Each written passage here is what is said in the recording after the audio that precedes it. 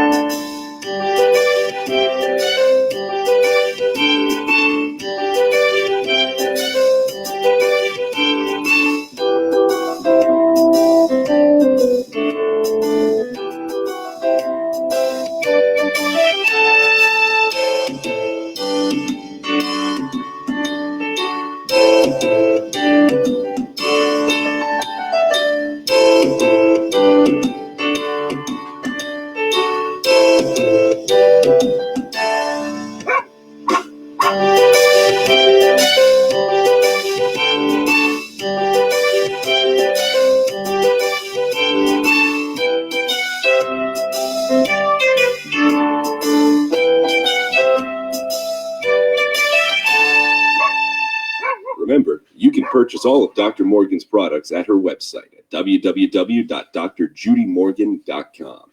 Now it's time to sit back, relax, and enjoy the show.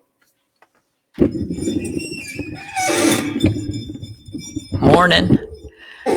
So, how's everybody doing? It's Friday and it's raining. We need the rain, so it's good. It's much cooler outside. So we're happy with that. It's all good. And it's a nice gentle rain. Although I love a good storm. Not all the animals love a good storm, but I love a good storm. So I couldn't sleep. What a shock. Normal night. And I decided, instead of just tossing and turning and keeping the animals and Hugh awake, that I would come downstairs and work on my pain management course for a little bit. And so I started the section this morning on managing pain in kitty cats. So for years, it really is interesting. For years, when I was in school in particular, these are the kind of things that we used to say, put the two ends of a broken bone from a cat in the same room and they'll heal. I've still been known to say that. Cats don't feel pain. Cats are just small dogs. Those are all the things we used to say. And now we know for a fact that cats are not just small dogs. They are very different.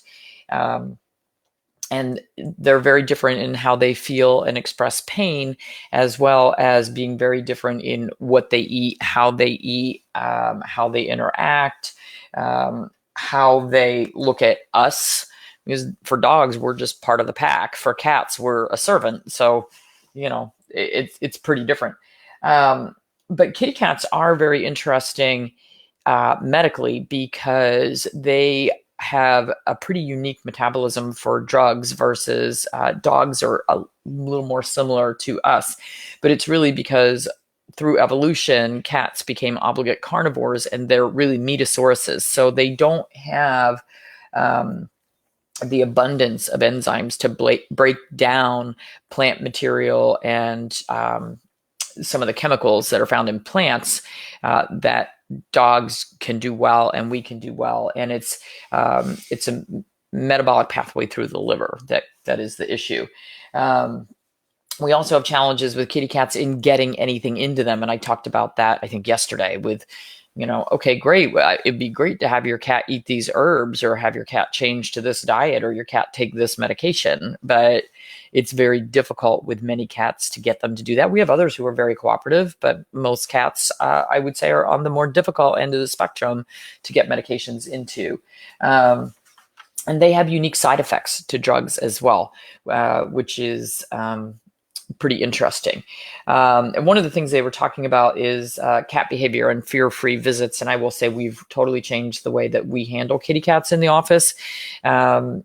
We use a lot of Feel Away, which is the pheromone spray. We'll spray it on a towel and cover that over the carrier and let the cat sit in there very calmly in a quiet room to get them to calm down. And really, a lot of cats do not ever go to the veterinarian because it's very difficult for the owner to get them into the carrier, or the cats scream during the whole ride to the office. They get very stressed while they're there, and people just don't want to deal with that and don't want their cats to deal with that. So a couple of recommendations that I would make: leave your cat carrier out where your cat can see it. Throw some treats in there. Put a nice comfy towel or bed in there so that they think that it's a nice little hidey hole to go into. It's not that torture chamber that they have to get crammed into to then go in the car, which they hate. So get them used to the carrier so that it's not this foreign, horrible thing for them. I would also recommend investing in a good carrier where the top comes off easily, because if we can work with your cat by just taking the top off the carrier and letting them sit in there, that's their safe zone, that's their happy spot, and we're not dragging them out of the crate, which is pretty stressful for them, and then we're starting off on the wrong foot. And if you could get some Feel Away, which you can, it's available online, it's available through pet stores, veterinarians, and spray that in the carrier. So again, the cat thinks that's a great place to be. And when you carry the carrier, don't swing it around back and forth. You want to either carry it from the bottom so that it's nice and level, or make sure that you're not banging it against your leg. Secure it in the car so it's not rocking and rolling, and make this a better experience for the kitties. If you have a really fractious cat, you could try some flower essences. You could try some homeopathic anxiety drops. You could try CBD. But if none of that is working with your really fractious, crazy cat that really doesn't want to do this, gabapentin, 100 milligrams of gabapentin, you can get that from your veterinarian. It comes in liquid. It comes in tablets. For the average size cat, about 100 milligrams, anywhere from 50 to 100, will calm them down really nicely. It has a nice sedative effect in kitty cats, makes the cat a lot happier, makes our job a lot easier. If we do have to get blood samples, and we, of course, want to do a complete physical exam. So that's a good thing that we can do. And pain and fear are interlinked. So if you have a painful animal and then they get fearful and then they get manhandled and they've got some arthritis going on, that's not a great mix for these animals. We don't have a ton of medications that work for kitty cats. And I can tell you that I gave you the grimace scale to tell whether your cat is painful. Other things to look at are behavior changes. Are they not using the litter box because they're too painful to get in it? Are they not going up and down the stairs? Are they missing when they go to jump on things? Are they being very quiet, or are they being more vocal? Those are things to look for to see if you think your cat is having some pain. Cats do not metabolize aspirin or carprofen, which is Rimadyl. They do not metabolize those well at all. So we used to use aspirin in cats because it was one of the few pain meds that we had, because they're so sensitive to things. But an average size cat would only take 181 milligram baby aspirin twice a week, because that's how long it takes for it to get out of their system. So we really don't recommend using that in cats. Acetaminophen, which is Tylenol, absolutely deadly in cats. One tablet can be enough to kill a cat. Morphine is not that great in kitty cats. Not that you're going to give that at home. Ibuprofen, can't use that in kitty cats. So we actually have 2 non-steroidal anti-inflammatories now that are labeled for cats and are pretty effective in cats. And those are meloxicam and Onsior. Onsior is fairly new. It's come out in the last couple of years. So a lot of people are using those. I don't carry either of those in my practice, and probably I should for the painful kitty cats. We do use something after surgery called buprenorphine in a sustained release formula, which is an injection. It lasts for 3 days. So very commonly, that's what we're going to give post-op. We give them anti-inflammatories or opioids pre-op, intra-op, and then we commonly will give the buprenorphine long-acting injection when they go home, so that they get that 3 days of pain meds. We used to use fentanyl patches when we did declaws. We don't do them anymore. And it's really interesting reading the notes for this class. She says fentanyl patches are very, very unevenly absorbed. really doesn't recommend them anymore, that they're not that great. Plus we have the problem that we have had people take them off the animal and put them on themselves, and that's definitely not a good thing. If your cats are put on NSAIDs like meloxicam or Onsior, you should have lab work done 1 week after they start to make sure that there's no liver or kidney problems cropping up. Repeat it again a month after that, and then every 3 months, because these can cause kidney failure, can cause liver failure, and you want to be on top of it. I've been advocating every 3 months labs for years for any animal, dog, cat, whatever, that is on chronic medications. Okay. So those are the things you're going to use at home. But really interestingly, Tramadol has really bad side effects in cats. We don't recommend that one at all. Gabapentin for chronic neuropathic pain. Gabapentin does work. It is sedating, so we're going to go low end on the dose.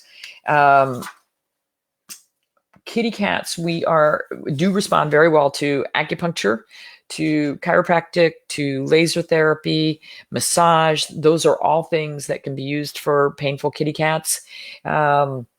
Something called an Assisi loop, which is pulsed electromagnetic therapy. I actually just ordered one this morning to try on my mother and her dog. So we've got that coming too. They're working on something brand new called anti-nerve growth factor as an injection that'll last 45 to 60 days. The cat one is coming out this fall, supposedly, and the dog one will be 2021. And it's an immunotherapy that will decrease pain because it decreases the nerve growth factor at the nerve endings. So that's something that we're looking forward to. You can do physical therapy with cats. It was really interesting to watch videos of cats doing cavalettis, doing balance boards, walking in the underwater treadmill. So don't count it out. You can do that with kitty cats if they're painful. So really interesting stuff. I'm learning tons. I'll share with you what I learned. Yeah, I think, I don't know if Sweta Desai is on. I think she got an Assisi loop to use for her little Yorkie with arthritis. And last I heard, I think she thought it was really helping. And the great thing is you use it for multiple sessions, but the results last for months. So that could be a good thing. Okay.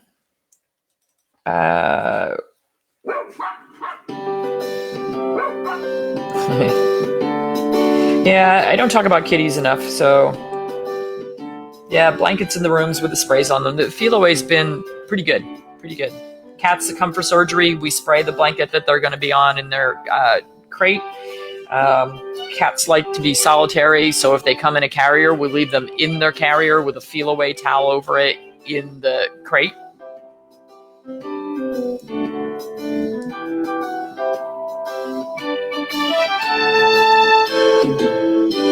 Yep, first hurricane heading to Florida. Yeah, you can use the Assisi loop on anything. You can use it on people, dogs, cats, horses. It's pretty good.